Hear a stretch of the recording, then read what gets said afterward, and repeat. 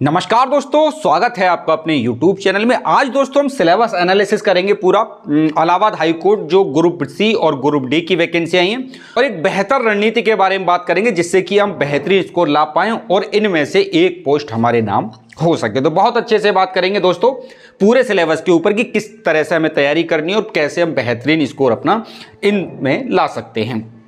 तो देखिए, ये टोटल 4 सब्जेक्ट आपको जैसा कि विदित है आ रहे हैं, हिंदी, इंग्लिश, मैथ और जीके, और चारों ही पोर्शन 25-25 मार्क्स के आपके रहने वाले हैं। ठीक है ना।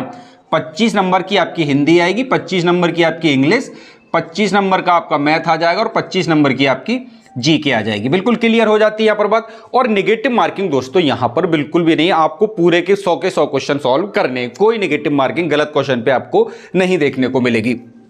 अब देखिए, 2 तरह की पोस्ट है हमारे पास, ग्रुप सी की और ग्रुप डी की। तो यहां पे समझ के चलिए, जो दोस्त ग्रुप सी के हैं और जो दोस्त ग्रुप डी के हैं, तो जो ग्रुप डी के दोस्त हैं उनको तो थोड़ा सा पेपर आसान देखने को मिलेगा, क्योंकि ग्रुप डी यहां पे कम से कम जो योग्यता मांगी गई है वो 6 क्लास पास मांगी गई है कम से कम, और अधिक से अधिक 10th, है ना।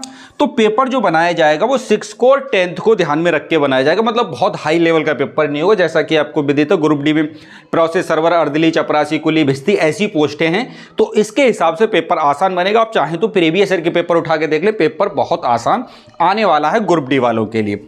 अगर ग्रुप सी की तैयारी आप कर रहे हैं तो दोस्तों पेपर का लेवल थोड़ा आपको ठीक ठाक देखने को मिलेगा। वहां पर मैथ के भी क्वेश्चन ठीक ठाक होंगे आपके, और आपके इंग्लिश के भी क्वेश्चन ठीक ठाक होने वाले हैं। लेकिन ग्रुप डी में इंग्लिश के भी बहुत आसान क्वेश्चन होंगे और मैथ के भी बहुत आसान क्वेश्चन होने वाले हैं। इस बार इस परीक्षा को जो कंडक्ट करा रहा है वो एनटीए करा रहा है। कौन करा रहा है? एनटीए करा रहा है। ठीक है ना।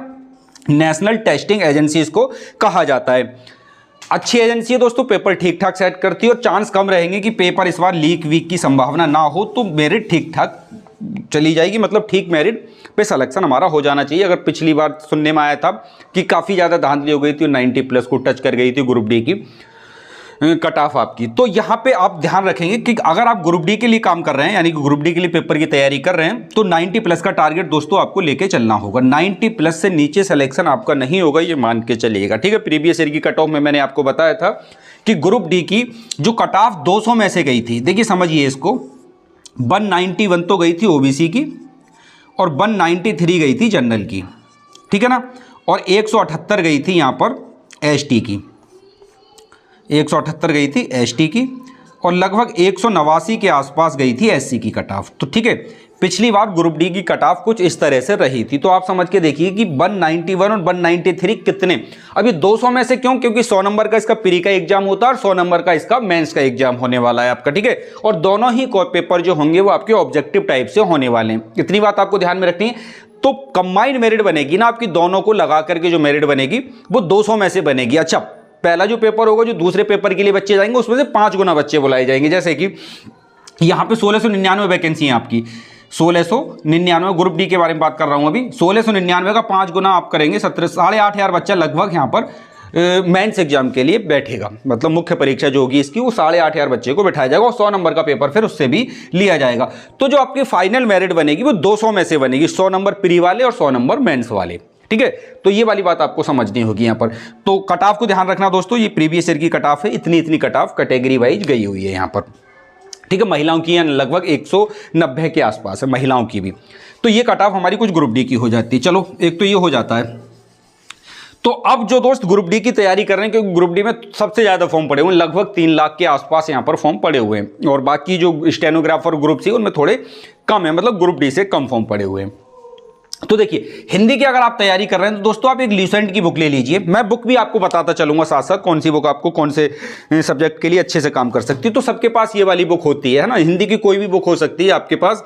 आदित्य की बुक बहुत सारे बच्चों के पास होती है, लेकिन वो एक प्रैक्टिस बुक है ना, उसमें कॉन्सेप्ट नहीं है। ऐसी बुक जो आपकी ल्यूसेंट टाइप की है, हरदेव बहारी है ना, तो इस टाइप की जो बुक है वो ले लो आप, जिसमें आपका कॉन्सेप्ट वगैरह बिल्कुल क्लियर हो जाएगा। बाकी हिंदी की क्लासेस तो मैं आपको अपने चैनल पे कराते रहूंगा। तो ये सारे टॉपिक दोस्तों आपको देखने हैं। ठीक है ना। वर्णमाला से लेके वर्तनी शुद्धि, पैराग्राफ, ये सब कुछ आपका हिंदी में पूछा जाना है आपसे। 25 क्वेश्चन है, कम से कम 1-1, 2-2 क्वेश्चन हर टॉपिक से रहने वाले, कोई भी टॉपिक यहाँ पर छूटेगा नहीं। बिल्कुल क्लियर हो जाती है बात। और समय हमारे पास अभी कितना है, लगभग हमारा पेपर जनवरी में जाके होने वाला है, ठीक है ना। दिसंबर का पूरा हमारे पास समय है और 10 दिन अभी हमारे पास नवंबर के भी हैं, तो मैं मान के चल सकता हूं कि 1.5 से 2 महीना अभी हमारे पास है। क्योंकि अगर जनवरी में भी होगा तो 15 जनवरी के बाद अगर हुआ तो हमें 2 महीने पूरे पूरे मिल जाते हैं यहाँ पर। तो 2 महीने में हम काफ़ी सारी प्रैक्टिस अपनी कर सकते हैं, सब्जेक्ट वाइज भी अभी से करके चलें तो, और साथ ही साथ प्रैक्टिस सेट भी लगाते रहें। तो हिंदी बहुत ज़्यादा टफ नहीं आएगी, ग्रुप डी और ग्रुप सी दोनों के लिए ही हिंदी बड़ी आसान आने वाली है, ठीक है। तो ये सारे टॉपिक जैसे कि वर्णमाला, संधि, समास, संज्ञा, ये सब टॉपिक आपने पढ़े होंगे। अगर आपने कोई प्रीवियस एग्जाम दिया होगा यूपी का तो हिंदी तो आप पहले से ही पढ़ रहे हैं। अगर आप बिल्कुल ग्रुप डी में ही डालें तो दोस्तों इन टॉपिकों को आपको देखना होगा, ठीक है। मतलब इसके अलावा कोई आप फॉर्म नहीं डालें इलाहाबाद हाईकोर्ट ग्रुप डी या ग्रुप सी के अलावा, तो फिर आपको पूरा सिलेबस एक बार अच्छे से पढ़ना होगा, तभी आप एग्जाम में जाएं।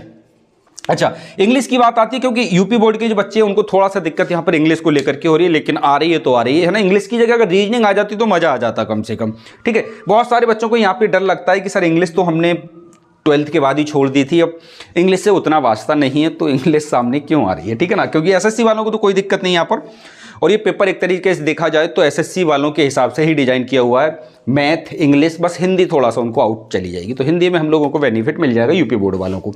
तो देखिए इंग्लिश भी बहुत ज़्यादा टफ आपकी नहीं आने वाली ना ग्रुप सी के लिए। ग्रुप डी के लिए तो बहुत लुल आएगी, मतलब एकदम बहुत सिंपल, ठीक है ना, बहुत सीधे सीधे क्वेश्चन पूछे जाने। ग्रुप सी के लिए थोड़ा ठीक ठाक क्वेश्चन यहाँ पर आने वाले हैं। टॉपिक कौन कौन से हो सकते हैं यहाँ पर, फिल इन द ब्लैंक्स देखिए आप, ठीक है ना। खाली स्थान भरने को जो आता है, प्रीपोजिशन उसमें लगानी होती है आपको, ठीक है ना। तो प्रीपोजिशन खाली स्थान की तरह ही पूछ लेगा, एक जगह खाली स्थान दे देगा और पूछेगा यहाँ पर कौन सा प्रीपोजिशन आने वाला है। तो ये कम से कम 2 से 3 क्वेश्चन आपके यहाँ पर हो जाते हैं, कम से कम 2 क्वेश्चन, ठीक है। PQRS के कम से कम 2 क्वेश्चन यहाँ पर डाल देगा। PQRS मतलब जंबल सेंटेंस जो होते हैं उनको अरेंज करना होता है आपको, तो कम से कम 2 से 3 क्वेश्चन यहाँ पर डालेगा ये। ईडियम्स के 2 क्वेश्चन कंफर्म डालने वाला है ये, ठीक है। और ईडियम्स के अलावा आपके मतलब ईडियम्स का मतलब मुहावरे, पर्यायवाची के कम से कम 2 क्वेश्चन डालेगा ये, ठीक है ना। अपोजिट वर्ड के जो आते हैं मतलब विलोम शब्द जो होते हैं, कम से कम 2 क्वेश्चन आप उसके भी जोड़ के चलिएगा यहाँ पर। स्पेलिंग मिस्टेक पूछ लेता है आपसे कि मतलब कौन सी स्पेलिंग शुद्ध है इसमें से, या फिर ये पूछ लेगा कौन सी स्पेलिंग में मिस्टेक है। तो कम से कम 2 क्वेश्चन इस टाइप के आ जाएंगे। एक पूछ लेगा वर्तनी कौन सी सही है, एक पूछेगा कौन सी वर्तनी गलत है। 2 क्वेश्चन आपके यहाँ पर हो जाते हैं। पैराग्राफ से कम दोस्तों 3 से 4 क्वेश्चन ये रखेगा, कम से कम 3 तो पैराग्राफ से क्वेश्चन रखने ही चाहिए 25 नंबर के में, तो लगभग 3 क्वेश्चन आपके हो जाएंगे। एरर छांटने को कम से कम 2 क्वेश्चन आपके आ जाएंगे, तो लगभग ही पेपर आपका 25 नंबर का यहाँ पर हो जाएगा, ठीक है ना। मतलब 1-2 नंबर आगे पीछे किसी न किसी से ज़्यादा किसी से कम इस तरीके से पूछ लेगा। अब देखिए ये कोई बहुत बड़ा सिलेबस नहीं है, मतलब कि आपको समझ में ना, अगर आप थोड़ी बहुत समझ रखते हैं इसकी, ये बिल्कुल हिंदी की तरह होता है, बस लिखा हुआ थोड़ा इंग्लिश में होता है, इसलिए थोड़ा सा दिक्कत होती है। ये टॉपिक और ये टॉपिक आपको नहीं लग रहा है कि सेम है, मतलब मुहावरे, इडियम्स हो गए, पर्यायवाची आपके सिनोनियम्स हो गए, स्पेलिंग मिस्टेक हमारी वर्तनी शुद्धि हो गई, है ना, पैराग्राफ हमारा गद्यांश हो गया। तो और ये संज्ञा सर्वनाम जो है तो वर्ब, प्रोनाउन, नाउन के टाइप से यहाँ से कुछ 1-2 क्वेश्चन पूछे जाएंगे, लेकिन वो इनको खाली स्थान में रख के पूछ लेता, अलग से नहीं पूछेगा, ठीक है ना। खाली स्थान के क्वेश्चन आपसे 2-3 ज़्यादा पूछे जा सकते हैं, क्योंकि वो संज्ञा सर्वनाम क्रिया विशेषण को भी साथ में मतलब नाउन, प्रोनाउन इनको भी कवर करता हुआ यहाँ पर चलेगा, ठीक है। तो लगभग सेम चीज़ें हैं, लेकिन वो लैंग्वेज इसकी इंग्लिश है और इसकी हिंदी है, तो हिंदी वाली चीज़ों को बहुत आसानी से समझ लेते हैं। लेकिन आप मेहनत करेंगे तो दोस्तों हो जाएगा। हिंदी के लिए, इंग्लिश के लिए बहुत सारी बुक्स आती हैं, जैसे कि पैरामाउंट की इंग्लिश बहुत अच्छी आती है, और भी पब्लिकेशन की बुक हैं, आप चाहें तो यूट्यूब पे सर्च करके देख सकते हैं कि कौन सी बेस्ट बुक इंग्लिश के लिए होती है, खास करके वो जो एसएससी वाले पढ़ते हैं। तो अभी आप ज़्यादा तगड़ी किताब के चक्कर में, कोर्स के चक्कर में ना पड़े, जितनी भी आप कर सकते हैं किसी बुक से प्रैक्टिस उतनी करते हुए चलिएगा दोस्तों, ठीक है ना। और इंग्लिश का मतलब ये है कि भाई साहब जिसका बेसिक ठीक ठाक होता है इंग्लिश वही ठीक करता है, आप रटने से इंग्लिश को कुछ नहीं कर सकते। बात समझ में आ रहा है? जिस चीज़ पे आपकी पकड़ नहीं हो तो उस पर आप कहाँ तक उस पर अपनी पकड़ बनाएंगे। हिंदी पे आपकी है तो आप कर जाएंगे उसको। तो ये टॉपिक आपको यहाँ पर इंग्लिश में देखने हैं, ठीक है। कम से कम देखिए भैया, मैं फिर आपसे कह रहा हूँ, ग्रुप डी की अगर आप तैयारी कर रहे हैं तो 90 प्लस का टारगेट करके ही तैयारी करिए। अगर आप 70, 75, 80 के चक्कर में कितने आ जाएं, सिलेक्शन आपका नहीं होना है, ठीक है ना। वैकेंसी 1700 ही है, 1699 और 3 लाख बच्चे हैं, और सभी तरह के बच्चे हैं यहाँ पर। ये मत समझना सर ग्रुप डी में कौन डालता होगा, ग्रुप डी में वो डालते हैं जिनका कहीं नहीं हो रहा होता है, ठीक है ना। बहुत लोग बैठे हैं जो ग्रुप डी में लगने के लिए तैयार हो, बहुत काबिल लोग, ठीक है ना। तो इस चक्कर में तो बिल्कुल नहीं रहना कि सर ये ग्रुप डी चपरासी कौन बनना चाहेगा, बहुत लोग बनने के लिए लाइन में लगे पड़े हैं। अच्छा, मैथ, तो मैथ की बात करें तो मैथ में तो वही है हमारा पूरा अर्थमेटिक आपका पूछा जाना है यहाँ पर, ठीक है ना। एक सेकेंड, पूरा ही अर्थमेटिक आपसे यहाँ पर पूछा जाना है। तो प्रतिशत बहुत कॉमन टॉपिक है ये अर्थमेटिक के सब, लाभ हानि, काम समय, औसत, ब्याज, पाइप, टंकी, चाल समय, दूरी, सरलीकरण, मैसल ऐसे, क्षेत्र मिति, अनुपात, अनुपात, साझेदारी, बट्टा, यहाँ पर सब पूरा टॉपिक आपसे पूछा जाना है, ठीक है ना।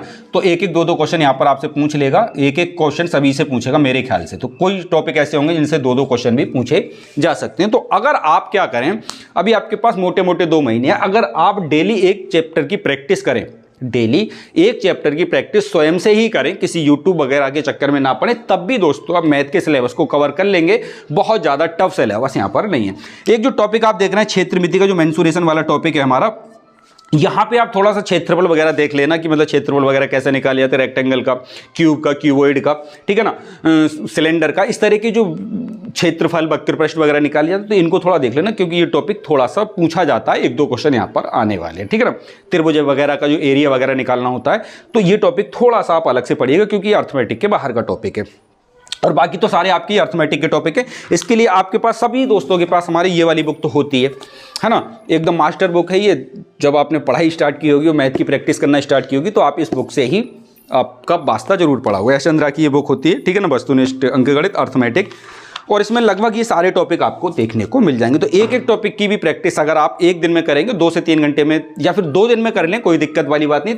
25 से 26 टॉपिक हैं आपके और इतना समय आपके पास अभी है। बड़ी आसानी से दोस्तों इस चीज़ को आप कवर कर सकते हैं, क्लियर हो जाती है बात, ठीक है, कोई डाउट नहीं। अच्छा, हमारा इतिहास के ऊपर हम आ जाते हैं, हमारा सॉरी जीके के ऊपर। इतिहास तो बोले जीके का एक पार्ट है। तो यहाँ पे देखिएगा भाई, इतिहास को, इसको जीके को बहुत ध्यान से देखिए, इतिहास बार बार निकल रहा है। तो देखिए यहाँ पे पूरा आपका इतिहास पूछा जाना। अब इतिहास में आपको 3 तरीके से इतिहास हमारा बढ़ जाता है यहाँ पर, ठीक है ना। एंशिएंट में चला जाता है, मिडाइवल में चला जाता है और मॉडर्न में चला जाता है। मॉडर्न का मतलब आधुनिक इतिहास जो है। तो 1857 के बाद का जो इतिहास है ना, मतलब जिसे हम आधुनिक इतिहास के नाम से जानते हैं, उसको आप ज़्यादा देख के जाएं क्योंकि एंशिएंट इतिहास से बहुत कम क्वेश्चन आते हैं, है ना। मौर्य डायनेस्टी, गुप्ता डायनेस्टी, इनसे आप देख के चले जाना। 1-2 क्वेश्चन यहाँ से तो पूछ लिया जाता है और बहुत ज़्यादा एंशिएंट से क्वेश्चन नहीं आते। मिडाइवल से अकबर, बाबर, मुगल काल के बारे में आपको देखना है, गुलाम वंश, खिलजी वंश, लोधी वंश, है ना, सैयद वंश, इनके बारे में थोड़ा सा देख के जाना होता है। और आपको ज़्यादातर जो पढ़ना है वो मॉडर्न इंडिया पढ़ना है, मतलब मॉडर्न हिस्ट्री आपको यहाँ पर देख के जानी है, ठीक है ना। एंशिएंट के चक्कर में आप ज़्यादा नहीं पढ़ें। और पूरी सबको पता है कि कहाँ से पढ़ना है, सर्वविदित बुक है ना, पूरी दुनिया में फेमस बुक, मतलब पूरे भारत में फेमस बुक, हर एग्जाम के लिए मास्टर बुक मानी जाती है और सारे टॉपिकों को कवर कर लेती है। लगभग वनडे एग्जाम मेरे ख्याल से इसमें से 80 से 70% फंसता है, ठीक है ना।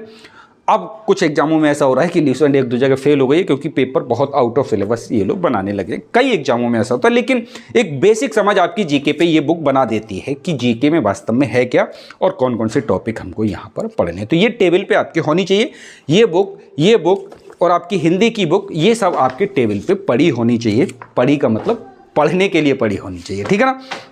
चलिए, तो आपका हमारा इतिहास का क्लियर हो जाता है। भूगोल में आप देख लेंगे तो भूगोल भी हमारा 2-3 तरीके से बढ़ जाता है। विश्व भूगोल, है ना, भारत भूगोल, फिर दूसरे टाइप का, मतलब कई तरह के यहाँ पे वो हो जाता है। लेकिन हमें सब चीज़ों के चक्कर में नहीं पड़ना क्योंकि हमें PCS IAS की तैयारी तो नहीं करनी है, ठीक है।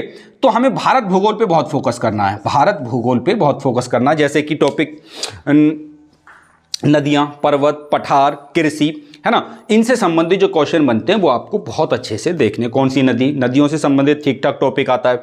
पर्वतों से कौन सी चोटी सबसे ऊंची है, भारत की सबसे ऊंची चोटी कौन सी है, दक्षिण भारत की सबसे ऊंची चोटी कौन सी है, दक्षिण भारत की सबसे लंबी नदी कौन सी है ना। तो इस तरह के जो क्वेश्चन रहने वाले हैं वो आपको यहाँ से देख के जाने। कृषि से संबंधित चीज़ों को भी आपको देखना है जो कि भूगोल का ही एक पार्ट रहता है। तो भूगोल में मैंने जैसा कि आपसे कहा था कि ल्यूसेंट आपके लिए पर्याप्त रहेगी और भूगोल को आप 1 बाय 1 अच्छे से ल्यूसेंट के माध्यम से पढ़ सकते हैं। और प्रैक्टिस साइड लगाएंगे तो और अच्छी प्रैक्टिस होगी क्योंकि जीके का मतलब प्रैक्टिस से ही होता है। यहाँ पे हमारा संविधान आ जाता है। तो संविधान तो आपको बेसिक जो भी संविधान है आपका, ठीक है, वो आपको पूरा ही पढ़ के जाना है। मतलब कुछ आर्टिकल जो इंपॉर्टेंट, राष्ट्रपति, प्रधानमंत्री, मुख्यमंत्री, राज्यपाल से संबंधित जो आर्टिकल होते हैं, है ना, और ये सारी चीज़ें आपको देख के जानी है। और मतलब ये आपको देखना है कि मतलब राष्ट्रपति की नियुक्ति कौन करता है, प्रधानमंत्री की नियुक्ति कौन करता है, उसके लिए उम्र की बाध्यता क्या है, कब रिटायर्ड होते हैं ये लोग, ठीक है। तो ये सब सर्वोच्च न्यायालय, उच्च न्यायालय, ये सब आपको देख के जाना है। ये सब संविधान का ही पार्ट है और संविधान से आपके 3 से 4 क्वेश्चन लगभग मेरे हिसाब से यहाँ पर बन जाने चाहिए, ठीक है। तो संविधान आप पूरा देख के जाएंगे, कोई डाउट वाली कंडीशन यहाँ पर नहीं होनी चाहिए।